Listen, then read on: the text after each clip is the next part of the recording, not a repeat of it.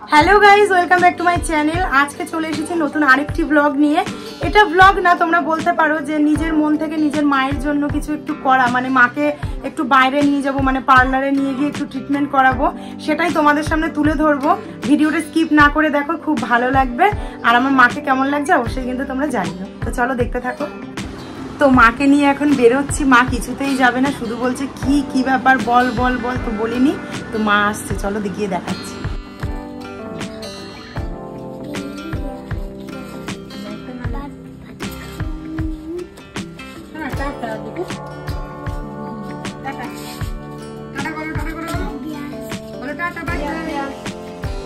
তো এই চলে এসেছি একদম আমাদের বাড়ির সামনেই এই পার্লারটাতে। তো এবার আমি ভিতরে যাচ্ছি। তো এই দিদির কাছ থেকে এখন মাকে নিয়ে এসেছি। এখন দিদির সাথে কথা বলে তারপরে আবার ভিডিওটা অন করছি। তো দিদি এখন মাকে বোঝাচ্ছে, মা কিছুতেই করবে না, চলে যাচ্ছিল উঠে। আর বাড়ির থেকে এই দুটো জোর করে আমি নিয়ে এসেছি। তো এখন এই প্রথমে কালার করবে। হ্যাঁ, চুল উঠে যাচ্ছে মার। মা এখন কিচ্ছু করবে না, বলছে আমার আরো চুল উঠে যাবে। তো চলো দেখতে থাকো মাকে আমি কি করাই। অনেক দিনের আমার একটা ইচ্ছা, তো আমি দিদিকে পেয়েছি, দিদির কাছে এসেছি, দিদির হাতে ছেড়ে দিলাম। এখন দিদি যেটা ভালো বুঝবে সেটাই করবে। চলো যাও মা, বসো তুমি। দেখো না, তোমাকে পুজোর আগে কত সুন্দর, আমার একটা মনের ইচ্ছা, এটা একটু পূরণ করতে দাও আমাকে। তুমি নিজের মুখটা নিজেই চিনতে পারবে না হওয়ার পরে। মাকে কোনোদিন, সত্যি কথা বলতে, আমি কিচ্ছু কোনোদিন করিনি। ও মা উঠে আসো। কিচ্ছু করাতে পারিনি, আর কিছু করতে চাইলেও সত্যি বলতে মা করতে দেয় না। এইবার আজকে আমি একদম ওই জন্য বাড়িতে কিচ্ছু বলিনি, না মাকে বলেছি, না ভাইকে, না ভাইয়ের বউকে, কাউকে কিচ্ছু বলিনি। মাকে নিয়ে চলে এসেছি। আর আজকে দেখো মাকে কি করাচ্ছে। তারপরে তো তোমাদের সাথে অনেক কথা আছে, আমি তো অবশ্যই বলবো সেই কথাগুলো। এবার একা একা যখন করে সেরকম পেরে ওঠে না, আমি ভিতরটায় দিই আর মা উপরটায় দেয় চুলের। এবার আমি তোমার কাছে নিয়ে এসে তুমি একটু সুন্দর করে দিও, আর ওইটাও করে দেবে যেটা বললাম। আমি শুধু ঠাকুরকে ডাকছি যে দিদির ওখানে যেন কোনো ভিড় না থাকে, যেহেতু পুজোর সময় তো অনেক থাকতেই পারে। আমার একটু করবো, মাসাজ করবো, মুখটা দেখো আরাম হবে। চুল অব্দি ঠিক আছে। আর এই যে আমি যে এসছি, আমি কিন্তু মাথাটাও আশ্রয়, আমি ওইভাবেই চলে এসছি। আমি জানি যত দেরি করবো মা তত। আর বাবা বাইরে গেছে, মানে বেরিয়েছে কাঁচি শান দিতে, আর বাবা চলে আসলে আরও হবে না। তো খুব যত্ন সহকারে দিদি এখানে কাজ করে। তোমরা যারা আমার চেনাশোনা আছো, যদি এই ভিডিওটা দেখো তোমরাও আসতে পারো। খুবই ভালো, সুন্দর, যত্ন সহকারে কাজ করে, আর খুবই নিজের মতো, মানে আপন করে নিয়ে তোমাকে সাজেস্ট করবে কোনটা ভালো কোনটা খারাপ। কোনো সময় নিজের প্রফিটের দিকে দিদি দেখে না, এইটুকু আমি আগে নিজে এসে বুঝেছি। ওই কারণেই কিন্তু আমার মাকে নিয়ে আসে। জানি না আর কোনোদিন জোর করে করাতে পারবো কিনা, যেহেতু সামনে পুজো আছে। যদিও আমার মা কোথাও বেরোয় না, তবু মাকে নিয়ে আসলাম, একদম প্যাক হয়ে বসে আছে।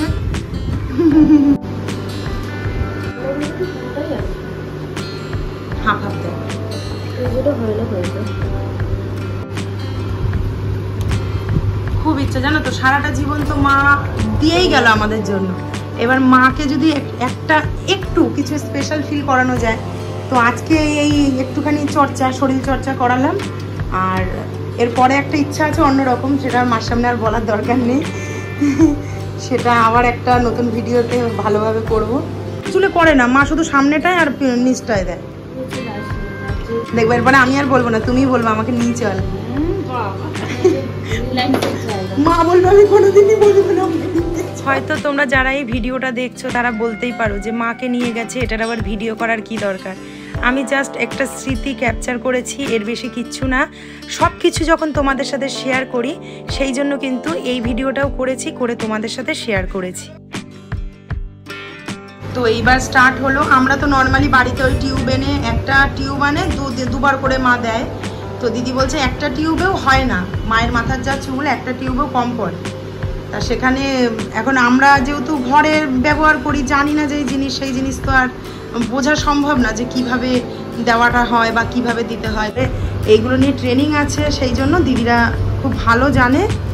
আর আজকে নিয়ে এসেছি, আশা করছি মার খুব ভালো লাগবে। মা তুমি ঘুমিয়ে পড়ো না কিন্তু আবার। চুপ করে বসে আছে। যাই হোক, এখন আমাকে আর কিছু বলছে না। বাড়ির থেকে বেরোচ্ছিল, একটু রাগ ছিল।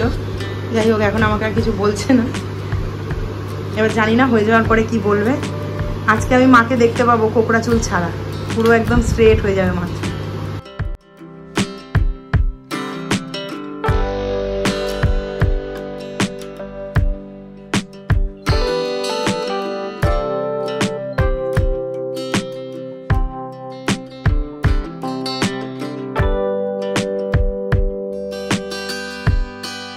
কাজের তাড়নায় মাটার না কোনো মানে একটু হেল্প করতে যাবো তো সঙ্গে সঙ্গে বলবে না না দরকার নেই, করতে হবে না, নিজে করে, কষ্ট পায় তবুও কাউকে একটু কোনো সময় বলে না। শুধু আমাকে বলে না, সেম আমার ভাইয়ের বউকেও তাই, যে বোনকে বলে, বোন বলে এটা কেটে দেবো ওটা করে দেবো, বলে না না তো কিছু করতাম না, যা তুই ওইদিকে কর। হ্যাঁ, এবার সারাটা জীবন যেন দিদি এরকম করেই চলে এসছে। এবার এখন মেয়ে হয়ে বড় হয়েছি, এবার সেখানে ভাবলাম যে যাই হোক, হ্যাঁ সেটা 100 বার, তাই জন্য ভাবছি যে আজকে একটু পুজোর আগে এটা একটু করাই। আর যদি দেখি এরকম মার পছন্দ হয়েছে বা মার তো আরাম তো লাগছে, বলো মা ভাল লাগছে না বলো? হ্যাঁ এইবার হ্যাঁ প্রথম একদম মার এত বছরের বয়সে এই প্রথম। না কোনো দিন না, ওই সারা জীবন ওই প্যারাশুট নারকোল তেল, না শালিমারের নারকোল তেল, আর এদিকে কি ডাব শ্যাম্পু এখন মাকে, আগে মাত্র ক্লিনিক প্লাস, ক্লিনিক প্লাসটা না। মায়ের এক মেয়ে আর এক মেয়ের কাছে নিয়ে এসছে মায়ের যত্ন করানোর জন্য। একটু করো মুখে মা, একটু ফেসিয়াল, ফেসিয়াল না মাসাজ কর, ঠিক আছে চুলটাই থাক, চুলটা নিয়ে মার খুব চিন্তা, উঠে যাচ্ছে উঠে যাচ্ছে।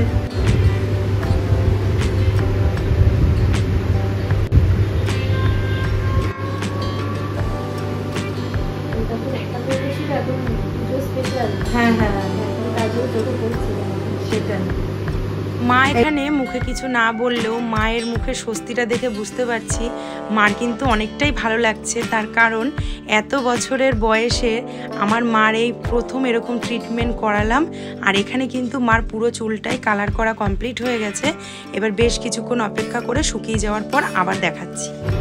তো মা এখন এইভাবে বসবে আধা ঘন্টার মতো, যতটা শুকাবে তারপরে স্পাটা করবে।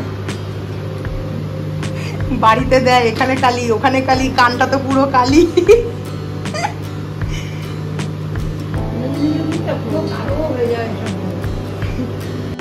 তো মায়ের চুল শুকিয়ে গেছে, আধা ঘন্টার উপরে আমরা বসা, আধা ঘন্টার অনেকটাই বেশি। তো এবার স্পা করাবে।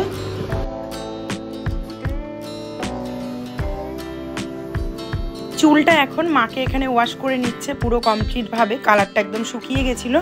তো মা এখানে একটা লেটেস্ট লগর করেছে, চোখ মুখ বন্ধ করে উঠে যাচ্ছিলো, ভাবছে মনে হয় কানে জল ঢুকে যাবে, তোমরা দেখে হয়তো বুঝতে পারছো। চুল একদম ওয়াশ করানো হয়ে গেছে, এবার মা বসবে, এবার চুলটা ক্লিন করবে, করে স্পার যে ট্রিটমেন্টটা আছে সেটা দেবে।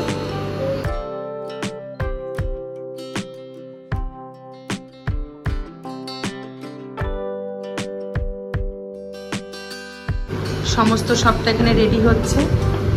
মেকাচ্ছে নাকি যেই যেই প্রোডাক্ট দিয়ে করবে, এখানে সমস্ত প্রোডাক্টটা দিদি নিয়ে নিল। আর এবার মিক্স করে মার চুলে প্রথমে ক্লিপ দেবে, তারপর এটা অ্যাপ্লাই করবে। মার কি আপনি ঘুমতে যাচ্ছে? তো এইবার দেখো চুলের মধ্যে সমস্ত ক্লিপটা দিয়ে নেবে। সত্যি কথা আমি বলছি তোমাদেরকে, একদম মন থেকে বলছি, আজকে আমার ভীষণই ভালো লাগছে।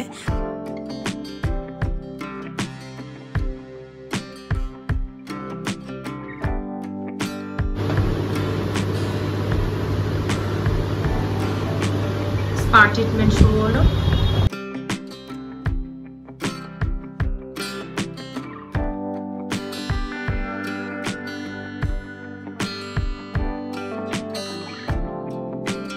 খুব সুন্দর করে ট্রিটমেন্টটা দিচ্ছে, আমার দেখেও ভালো লাগছে, মায়েরও খুবই ভালো লেগেছে। যদিও বা মা এটা প্রথমবারই করছে। তো মা এখানে কিন্তু অনেক আমরা গল্প করছিলাম, কথা বলছিলাম, হাসাহাসি করছিলাম। তো সমস্তটা কেটে আমি ভিডিওটা ফাস্ট করে দিয়েছি, এবার স্টিমার দিয়ে দিয়েছি। আর আজকের এই ভিডিওটা আমি খুব একটা এডিট করিনি, কারণ সম্পূর্ণ ভিডিওটাই আমি রাখতে চেয়েছি, যেই কারণেই আমি ভিডিও কিন্তু বেশিরভাগটাই ফাস্ট করে দিয়েছি।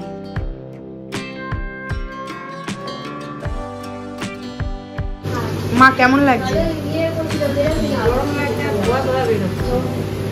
অন্যরকম একটা ফিলিং না?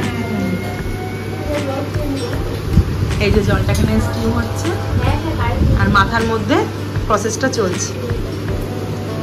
যাকে নিজের মন থেকে খুব ভালো লাগছে মাকে একটা ট্রিটমেন্ট দিতে পেরে। তো মার স্কিনটা নেওয়া হয়ে গেছে, এবার আবার হেয়ারটা ওয়াশ করবে।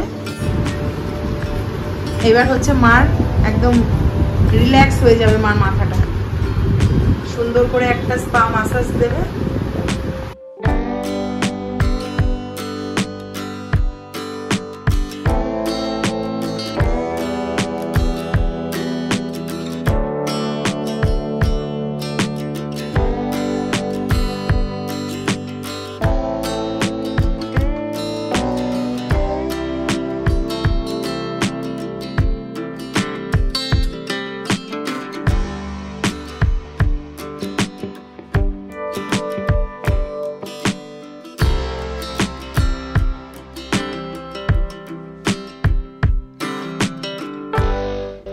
হেয়ার ম্যাসাজ কমপ্লিট হয়ে গেছে। এখানে দেখো মা উঠে এলো, এবার হবে হেয়ারটা ওয়াশ। আমি তোমাদেরকে প্রথমে বলে ফেলেছিলাম এখন ওয়াশ হবে, কিন্তু তখন ম্যাসাজ হয়েছিল, এখন হবে ওয়াশটা।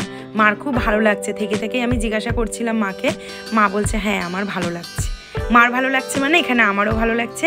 তোমরা যেভাবে পারবে, যেভাবে সম্ভব নিজের মাকে বাবাকে একটু যত্ন করো। যত্ন করতে তো আমাদের প্রত্যেকেরই ভালো লাগে, কার না ভালো লাগে বলো? এর নাম হচ্ছে মা বাবা, অমূল্য সম্পদ। একবার চলে গেলে কিন্তু আর ফিরে আসে না। তো আমি যথাসাধ্য চেষ্টা করব আমার বাবাকে এবং মাকে হ্যাপি রাখার। তো কথা বলতে বলতেই দেখো এখানে কিন্তু মার হেয়ারটা ক্লিয়ার করা হয়ে গেছে, মানে ক্লিন করা হয়ে গেছে। এইবার ভালো করে পরিষ্কার করে নেবে চুলের থেকে জলটাকে, তারপর এবার আরও ট্রিটমেন্ট আছে সেগুলো দেবে। এখানে চুলটাকে এবার পুরো ড্রাই করে নেবে।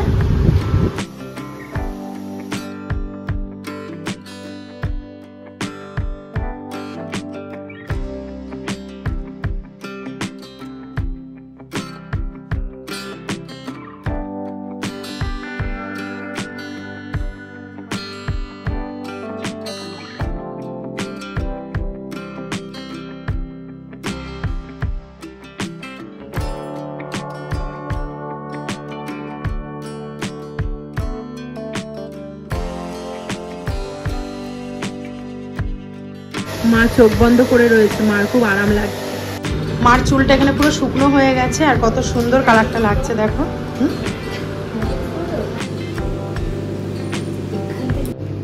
তো দেখো মার ফাইনাল লুক চুলের কত সুন্দর হয়ে গেছে। কোকড়ানো চুলটা একদম সিল্কি সিল্কি হয়ে গেছে। মাকে বললাম চুলটা কাটার কথা, মা বলছে না কাটবে না, কিন্তু দেখো জাস্ট অসাধারণ হয়ে গেছে আর একদম সফট পালকের মতো হয়ে গেছে মার চুলটা। যাক, মনের দিক থেকে আমার খুব ভালো লাগছে। মার কেমন লাগছে? খুব ভালো। তো মার চুলের কাজ এখানে কমপ্লিট হয়ে গেছে। এইবার মা করছে আইব্রো। মা করবে না বলছিল, আমি বললাম মাকে যে মা তুমি করে নাও, কেননা পুজো সামনে আসছে। লাগছে না তোমার? কপাল করি না তো, করে নাও। তো মাকে কেমন লাগছে তোমরা কিন্তু অবশ্যই জানিও। আর দেখো কত সুন্দর লাগছে। চুলটা যে কতটা ছিল, মানে কার্লি ছিল, সেটা কিন্তু একদম স্ট্রেট আর স্মুথ একটা পাখির পালকের মতো হয়ে গেছে। যারা করে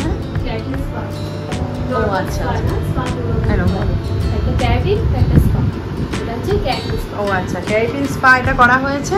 তো মা দেখে নাও ঠিকঠাক আছে তো সবকিছু?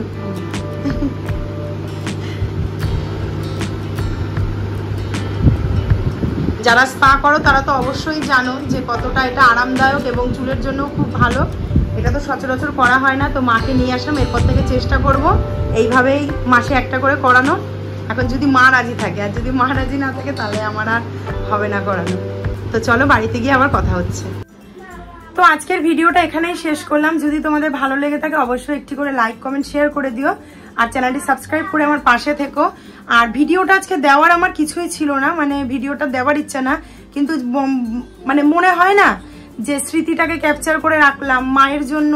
জাস্ট একটু কিছু, মায়ের ঋণ কোনোদিন শোধ হয় না, প্রত্যেক সন্তানরাই আমরা জানি। কিন্তু পুজোর আগে এইবার কোনো উৎসবে তো মন মেজাজ কিছুই ঠিক নেই। আমরা প্রত্যেকে জানি যে কি কারণে আমাদের মন মেজাজ কারো ঠিক নেই। তো সেখানেই একটু নিজের বাড়ির দুর্গাকেই একটুখানি জাস্ট টাচ আপ করালাম। যাই হোক, যদি ভালো লেগে থাকে অবশ্যই একটু করে লাইক করে দিও, এর থেকে বেশি কিছু আর বলার নেই। এই ভিডিওটা বাবান করেছে, বাবানের আবদারে লাস্টে এই ভিডিওটা অ্যাড করে দিলাম, তোমরা দেখে নাও। বাড়ি চলে এসেছে, কি করছো? এই যে চুলের জটটা ছাড়াচ্ছি। মানে চুল দেখো, সুন্দর চুল, তাও নাকি জট পড়ে, মনে হয় জট পড়ে এই চুলে। ঠিক আছে, তুমি রেখে দাও। এই চুলটা এত অবধি ছিল, মায়ের একটা রোগ, সেই জন্য এটা এইটুকুনি হয়ে গেছে। এত অবধি ছিল, সেটা এইটুকুনি হয়ে গেছে থাইরয়েড জন্য। মা রোজ ওষুধ খেতে হয় মাকে। কিছু বললো? বলবো তো, তুমি রেখে দাও এখন, আমি একটু পরে বলছি।